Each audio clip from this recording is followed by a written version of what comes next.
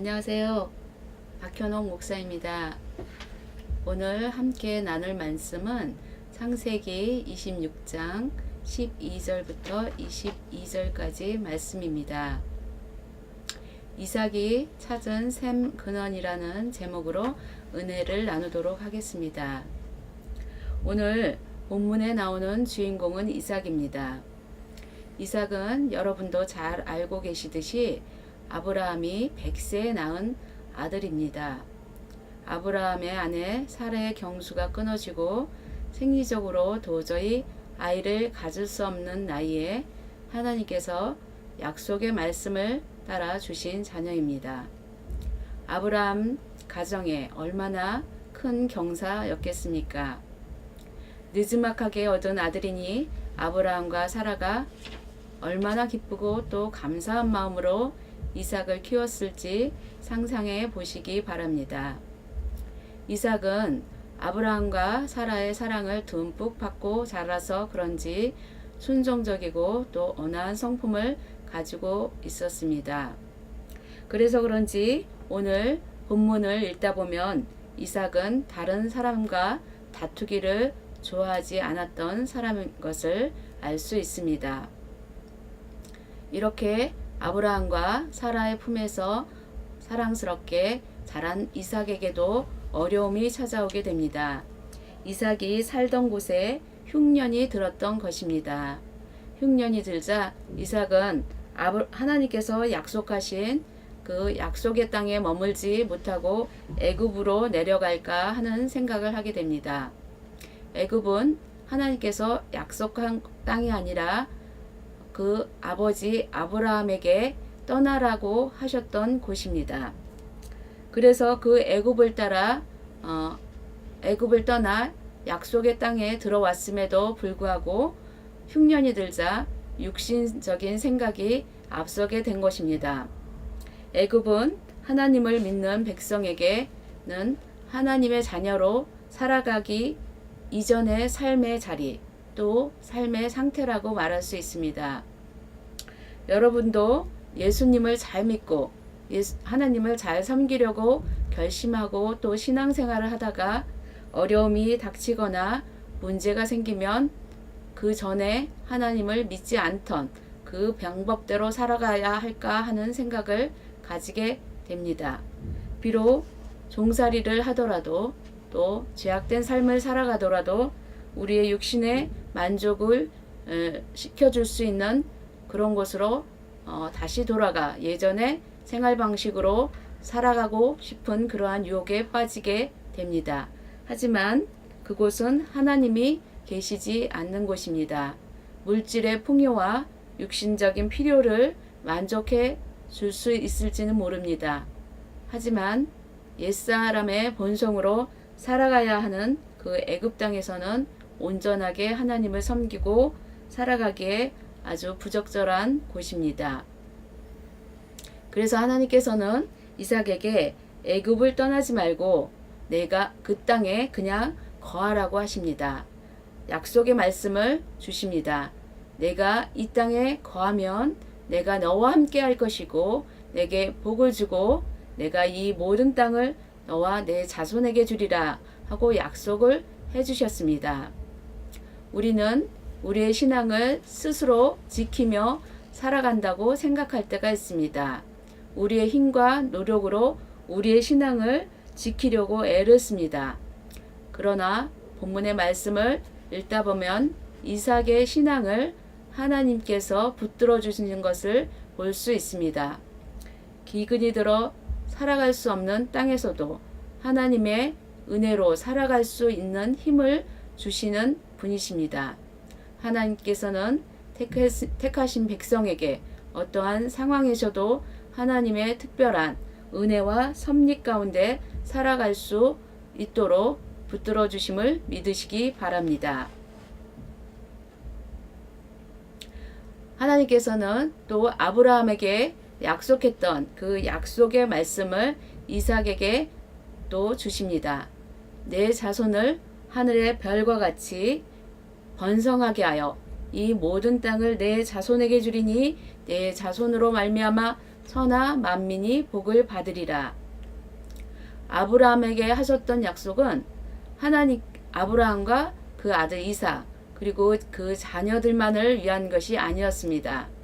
그 자손들뿐만 아니라 그들을 통해서 천하 만민이 복을 얻게 하시려는 하나님의 계획과 섭리가 있었던 것입니다. 아브라함에게 주신 하나님의 약속은 오늘 예수 그리스도를 믿는 우리에게도 동일하게 주어져 있습니다. 믿는 사람들이 그 약속을 붙잡고 나아갈 때 하나님께서는 믿는 우리들을 통해서 세상 모든 민족이 복음을 통하여 복을 누리는 축복을 얻게 하실 것이며 그 일을 위해서 우리를 택하시고 우리를 불러주신 것입니다. 이제 이삭은 하나님의 약속의 말씀에 의지해서 그 땅에 거주하며 농사를 지었습니다. 그리고 그 해에 100배나 되는 수확을 얻게 되었습니다. 인간적인 생각으로 하지 않고 하나님의 말씀대로 애굽으로 내려가지 않고 그랄 땅에 거주하며 농사를 짓고 순종하였더니 하나님께서 100배의 축복을 이삭에게 허락하신 것입니다. 하나님께서는 말씀에 순종하는 자녀들에게 순종에 따른 복을 내려주십니다. 그래서 이삭은 마침내 창대하고 왕성하여 거부가 됩니다. 양과 소가 떼를 이루고 종들이 아주 많아졌습니다. 그러나 호사다마라고 흉년에 얻은 복을 누려보지도 못한 그때 블레셋 사람들이 이삭을 시기하기 시작합니다. 이삭의 아버지 아브라함 때 팠던 우물을 막고 흙으로 메워버립니다. 광야의 우물은 얼마나 소중한 것인지 모릅니다. 사람이나 가축이나 우물에서 물을 얻지 못하면 살아갈 수 없는 곳이 광야입니다. 그리고 블레셋 왕 아비멜렉은 이삭에게 너희가 우리보다 크고 강성하니 우리를 떠나라 라고 합니다. 농사하여 100배 축복을 얻은 이삭에게 뜻하지 않은 고난이 찾아온 것입니다. 이삭의 경우처럼 우리에게도 모든 것이 잘 되어 갈 것만 같은 그때 둘러싼 환경과 사람으로부터 시기와 질투 또 모함을 받으며 공격을 받을 때가 있습니다. 사람들의 본성은 악하다 보니 남이 잘 되는 것을 보면 축하해주고 기뻐해주지 못합니다. 남이 잘 되는 것을 보면 격려해주기보다는 시기하고 질투하고 또 쫓아버리고 싶은 것이 인간의 본성입니다. 한국 속담에 사촌이 땅을 사면 배가 아프다 라는 말이 있습니다. 이삭은 거부가 되고 또 종이 많아 가진 것이 많고 한번 싸워볼 만하지만 이삭은 그들과 싸우지 않습니다. 유목을 하던 이삭에게 그랄 평야는 그지없이 좋은 것이었습니다. 하지만 이삭은 그곳을 떠나 그랄 골짜기에 장막을 치고 살아갑니다. 골짜기는 경사가 목축하기에 적합치 않은 곳입니다. 하지만 이삭은 그곳에서 다시 이삭의 아버지 아브라함이 팠던 우물을 팝니다. 아브라함이 죽은 후에 블레셋 사람들이 메어버린 우물을 다시 파서 아버지가 불렀던 이름으로 부릅니다. 그리고 드디어 이삭의 종들은 골짜기를 파서 샘 근원을 얻게 됩니다. 샘 근원은 물이 계속해서 솟구쳐 올라오는 것입니다. 사막에서 샘 근원을 찾는 것은 쉬운 일이 아닙니다. 요즘같이 첨단 과학이 발달한 시대에 샘 근원을 발견한 것이 아니고 그 시대에는 과학이 전혀 발달하지 않은 시대였기 때문에 어디를 파야 물이 나올지 알 수 없었던 그러한 시대였습니다.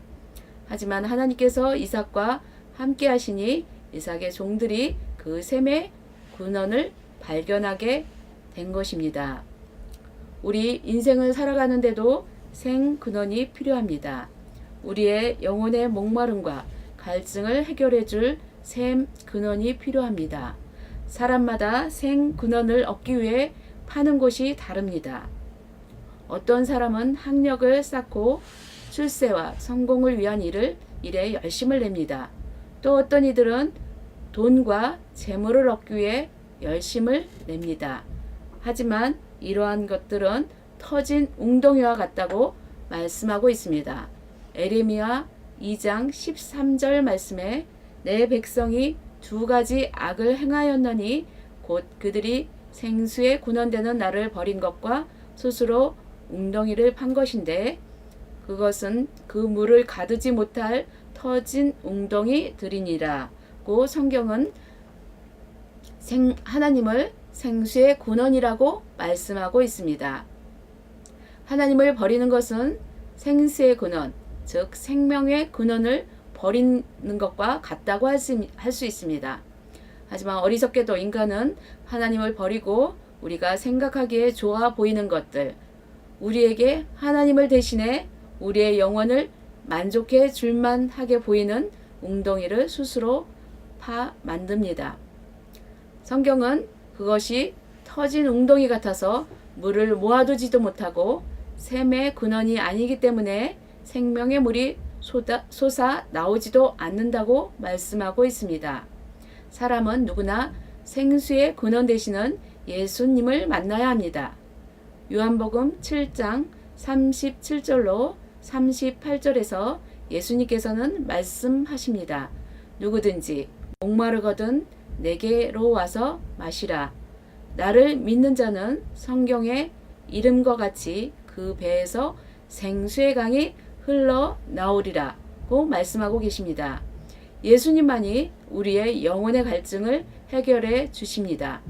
세상의 출세나 성공, 돈이나 권력은 마치 목마른 사람이 목이 마를 때 바닷물을 마시면 더 목마르고 갈증이 심하게 되는 것 같이 가지면 가질수록 우리의 영혼에 목마름을 더하게 하는 것입니다. 우리의 생명의 근원은 예수 그리스도이십니다. 예수님을 우리의 삶의 주인으로 모실 때 성령님이 우리 심령 가운데 함께 하시고 우리의 영혼 깊은 곳에서 생수의 강물을 흘러 넘치게 하십니다. 그때야 비로소 우리는 더 이상 이 세상의 것에 목말라 하지 않게 됩니다. 사도 바울은 생명의 근원 대신 예수 그리스도를 만났기 때문에 이 세상의 모든 것을 배설물과 같이 여기며 주님의 복음 사역을 위해 생명을 다 바쳤습니다. 여러분에게도 이러한 은혜가 임하시길 축원드립니다. 이제 이삭의 종들이 어렵게 생근원을 얻었더니 이번에도 그랄 목자들이 이 물은 우리의 것이라 주장하며 이삭의 목자들과 싸웁니다. 이삭은 그 우물의 이름을 에색이라고 부릅니다. 에색은 부당하게 취급당하다 라는 뜻입니다. 또 다른 우물을 팠더니 그들이 또 다툼으로 그 이름을 신나라고 하였습니다. 신나는 대적하다 라는 뜻입니다. 이삭이 거기서 옮겨 다른 우물을 팠더니 그들이 다투지 않게 되었습니다. 그래서 그 우물을 르호봇이라 했습니다. 르호봇은 하나님이 우리 장소를 넓게 하셨다라는 뜻입니다. 이제 이삭은 부엘세바로 내려갔습니다. 그 밤에 여호와께서 이삭에게 다시 나타나 말씀하십니다. 두려워 말라. 내 종 아브라함을 위하여 내가 너와 함께 있어 내 자손이 번성하게 하리라 하고 약속의 말씀을 주십니다. 이삭은 하나님을 만난 그곳에 제단을 쌓고 여호와의 이름을 부르게 됩니다. 이제야 이삭은 하나님을 위한 제단을 쌓고 하나님을 예배하는 삶을 살아가게 됩니다. 예배하는 삶을 살게 되자 하나님께서 이삭을 높여주십니다. 그랄 평야에서 이삭에게 떠나라고 했던 블레셋 왕 아비멜렉이 그 친구 아우삭과 군대 장관 비골과 함께 이삭을 찾아옵니다. 이삭을 시기하고 미워하며 이삭을 떠나게 했던 사람들이 이삭을 찾아온 것입니다. 그들은 이제 이삭을 찾아와 여호와께서 너와 함께 계심을 우리가 분명히 보았다라고 고백합니다. 그렇습니다. 이삭이 자신의 종들이 만든 우물을 빼앗기는 억울한 일을 당하여도 그들과 다투지 않고 묵묵히 다른 우물을 파며 인내의 시간을 보낸 것을 하나님께서 이제 갚아주신 것입니다. 마침내 하나님을 믿지 않던 사람들도 여호와 하나님께서 이삭과 함께 하심을 알게 된 것입니다. 그래서 이삭과 화친을 맺고자 그들이 찾아온 것입니다. 하나님을 믿는 백성은 세상에서 억울한 일을 당해도 참고 인내하며 하나님의 얼굴을 구하며 꿋꿋하게 믿음으로 살아가야 합니다. 고난을 당할 때일수록 흔들리지 말고 하나님께서 주신 약속을 믿고 나아가야 합니다. 때가 되면 하나님께서 갚아주실 것입니다. 믿음의 사람은 입술의 말로 세상을 설득하는 것이 아니라 삶으로 하나님이 살아계심을 나타내 보여야 합니다. 믿음의 사람은 세상을 쫓아 살아가는 사람들이 아니고 믿음의 증거를 통해 믿지 않는 사람들이 하나님 앞으로 나오게 해야 하는 사람들입니다. 믿음의 사람은 눈에 보이는 환경이나 조건에 따라 유동하기보다 말씀을 따라 성령의 인도하심을 따라 생명의 근원 되신 예수 그리스도를 믿음으로 믿고 묵묵히 따라갈 때 그 능력이 나타나게 되어 있습니다. 그때야 하나님을 알지 못했던 사람들도 인정하는 세상이 감당치 못할 하나님의 사람들이 되는 것입니다. 여러분 모두에게 이러한 하나님의 증거가 삶 가운데 나타나는 은혜를 누리시길 주님의 이름으로 축원드립니다. 기도하겠습니다. 생명의 근원 되신 예수님, 우리가 어려울 때 또 삶의 고난 가운데 하나님께서 머물라고 하신 그 약속의 땅에 머물기보다 정말 그 이전의 애굽의 땅에 내려가고자 하는 그러한 유혹을 받을 때가 너무도 많습니다. 어려움 가운데 고난 가운데 묵묵히 견디며 하나님의 뜻을 약속을 붙들고 나아갔던 이삭처럼 우리에게도 그러한 믿음을 허락하여 주시옵소서. 감사드리며 주 예수 그리스도의 이름으로 기도합니다. 아멘.